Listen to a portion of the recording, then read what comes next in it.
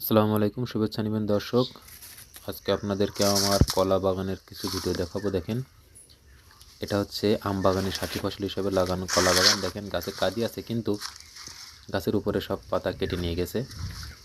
এটার কারণে কিন্তু পরবর্তীতে এই কাঁদিগুলো গাছ থেকে ছিঁড়ে ছিঁড়ে নিচে পড়ে যাবে। কলা পরিপক্ক আমরা দেখেন এইসব গাছ থেকে কী পরিমাণে পাতা কেটছে। ঘুরে ঘুরে দেখায়, দেখেন এই একটা গাছে একটাও পাতা রাখেনি, সব কেটে ফেলছে।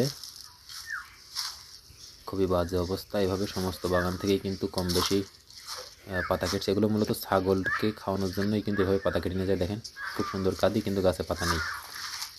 দেখেন, প্রায় গাছে একই অবস্থা। এর প্রভাব কিন্তু খুব বাজেভাবে পড়বে এবং কি কলাটা পরিপক্ক হওয়ার আগেই গাছ থেকে ছিঁড়ে নিচে পড়ে যাবে। এটা খুবই ভয়ানক একটা ব্যাপার। দেখেন, এগুলো কিন্তু আগামী রমজানে বাজারে যাবে। এইভাবে কিন্তু কলাগুলো রাখা ছিল। এটা হচ্ছে রঙিন সাগর কলা, পাকলে হলুদ হবে। দেখেন, এটা কলা বাগানের সাথী ফসল হিসাবে লাগানো, খুব সুন্দরভাবে হচ্ছে। দেখছেন, একেবারে পাতাই নাই গাছে।